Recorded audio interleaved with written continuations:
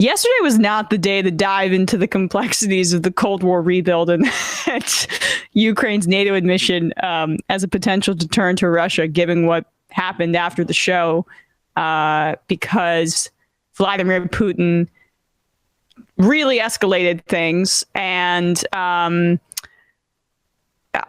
sense was things were drawing down. The chest puffing had either plateaued or peaked. Saber rattling, if you will. Not the case. Putin took it to another level last night. And I'll be frank and say that it made me rethink what I now perceive as a blind spot of my own in that story, which is the sincerity and intensity of Putin's USSR reunion rhetoric. In fact, I think my emphasis was poorly timed, honestly, just given what broke after the show yesterday. So I'll get to that in a second. But what happened yesterday is that Vladimir Putin dramatically escalated this conflict, despite the fact that going into the weekend, as I mentioned, things appeared like things were just de-escalating. Macron had brokered or said he had brokered some sort of talk between Putin and Biden.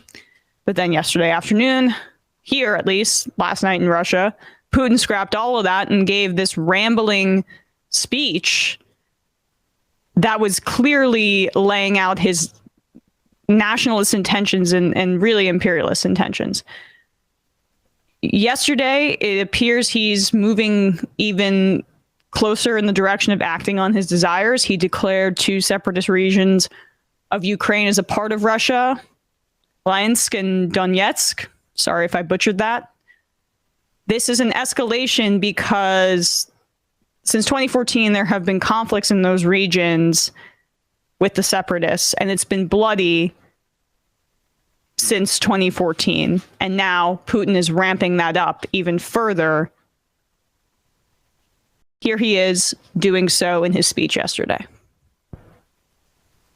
В этой связи считаю необходимым принять уже давно назревшее решение незамедлительно признать независимость и суверенитет Донецкой Народной Республики и Луганской Народной Республики. Прошу Федеральное собрание Российской Федерации поддержать это решение, а затем и ратифицировать договоры о дружбе и взаимопомощи, кто захватил и удерживает власть в Киеве. Мы требуем незамедлительно прекратить боевые действия. В противном случае вся ответственность за возможное продолжение кровопролития будет целиком и полностью на совести правящего на территории Украины режима. So he's absolving himself of all responsibility for any continuation of bloodshed and putting that all on Ukraine if they do not recognize the territories that are technically within their maps as a part of Russia. So this is a clear provocation at the very least. Now, these separatist regions have declared themselves as independent. That's a separate conversation because now he's talking about moving troops into these regions. And he claims ridiculously that they're peacekeeping troops. That in and of itself is a provocation because it inflames tensions in these separatist regions and increases the likelihood of violence, even if, say, troops are not deployed. But now we're talking about troops being deployed, and that's imperialism.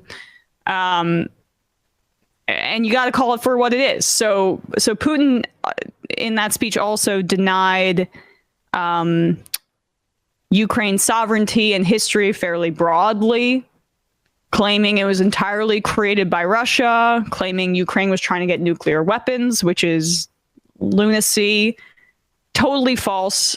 But it is very much in keeping with his ideology that he seems to be increasingly actualizing, which is the return of the USSR. He was born of that political period. It has been a part of his political identity, even though his speech was also very anti-communist, we should point out as well. He just wants to exert strength, and that is what his nationalism entails, including his imperialist tendencies as well. He also talked about in the speech the corruption of the Ukrainian government and the pro-Western money that has flowed into Ukraine in order to maintain a nationalist posture against Russia, which is true. That has happened. But Putin making a claim about corruption as a pretext for invasion and denying the sovereignty of a nation is pretty rich, given his own relationship with oligarchs and the consolidation of power of those oligarchs in Russia. Matt, did you want to say something? Oh, I mean, I got a couple of things to dive in with when you're finished. Okay.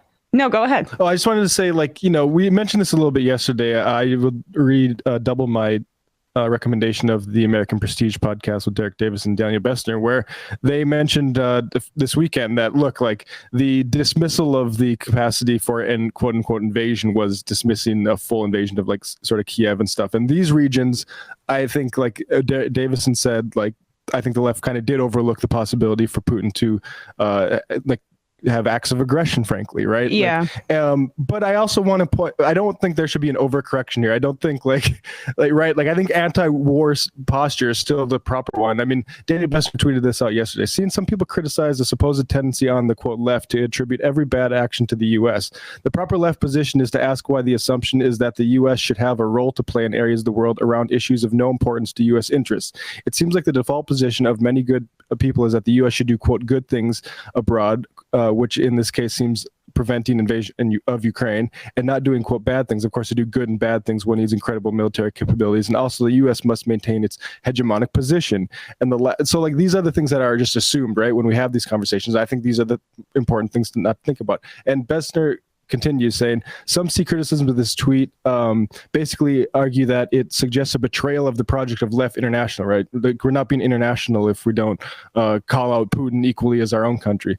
But Bessner says, want to say a few things. In an ideal world, there would be a left international project. There isn't one right now, or at least capable of shaping the world in any real way. Given that I situate myself as a U.S. citizen writing within the U.S. and ultimately to the U.S. public policy making elite, we live in a world of nation states, regardless of what we may desire. And I take that as a foundation of my politics. I think the fundamental lesson of historical materialism is to appreciate your moment and the power constellations within it. So, like, I think sort of a lesson learned with regards to not like foreclosing any capacity for other countries to be bad actors. But I also think like no war with Russia over this. Yeah, I'm not trying to overcorrect. I'm just, I guess I'm because I think there was a healthy mistrust of what the United States was saying publicly about this. I mean, we just invaded multiple countries. Like, we just stole money from the Afghan treasury. Like, right? Like, the skepticism is absolutely. And what I said about the money that the United States poured into Ukraine with these groups is true. I mean, and we supported that. And so that is important context, but it was unfortunate timing in that way, because I maybe naively did not perceive that Putin was going to escalate it to this degree. So I don't want to overcorrect, but I'm also just like a real fan of holding myself accountable a bit. No, fair enough. And I would say, just with regards to like what I would like to see done in case, like, let's say Putin expands and does like invade even like all of Ukraine. I still don't think we should like counter invade. I think it'd be like a Berlin airlift situation where we help people where we can, right? Like those sorts of international responses to aggressors is what we should be coordinating.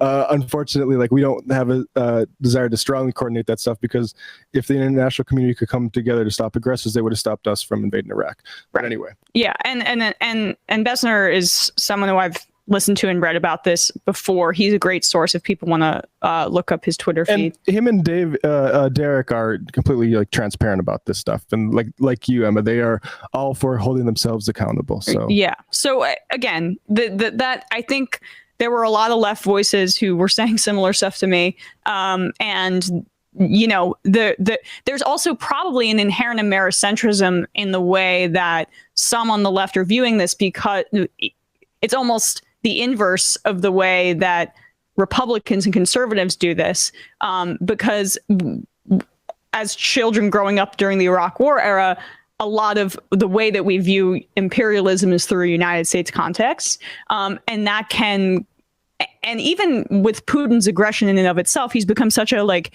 meme in the United States that sometimes I think it went in 1 year and out. one ear and out the other to a certain degree what he was talking about. So I still stand by that Bush's decision to scrap an agreement on Ukraine, not joining NATO, was insane and rubbed salt in the wound of an already intense situation and exacerbated it. I do believe a lack of reconstruction after the dissolution of the Soviet Union contributed to where we are today, which is a place where an authoritarian, a nationalist, an imperialist like Putin has cemented power in this and is now exercising it on a bordering country, and that is terrifying. So my default position will always be to mistrust saber rattling from the United States and what's coming out of our intelligence services. And I think that should be what our audience does as well. It's going to be more successful more times than not. But in terms of more sanctions, Republicans and hawkish Democrats like Menendez are seeing blood in the water right now. I am in favor of imposing sanctions that are targeted on Russian elites. Right now, the sanctions that the Biden administration is imposing, we're recording this, it's 12:18 p.m. right now. He's going to announce more sanctions today, but it seems to also be targeting investors and high-profile individuals in the separatist regions. We'll see what else comes of it. But, Bob Menendez was quoted in, I believe, Politico today, calling for, quote, crushing sanctions. I'm not in favor of sanctions that affect the Russian people. And often that's what sanctions do. Look, I think the Biden administration is less worried in regards to how sanctions are going to affect the Russian people and more worried that cutting off Russia to that degree is going to drive them into the arms of China, which is the number one concern of hawks in this country, Chinese hegemony. And given the state of U.S. empire and their investment in maintaining it, I think that that's a fair fear. But for now, we'll see. This is an evolving story, but just wanted to make clear, avoiding war at all costs is the position of this show and is my position as well. And that's where we're at.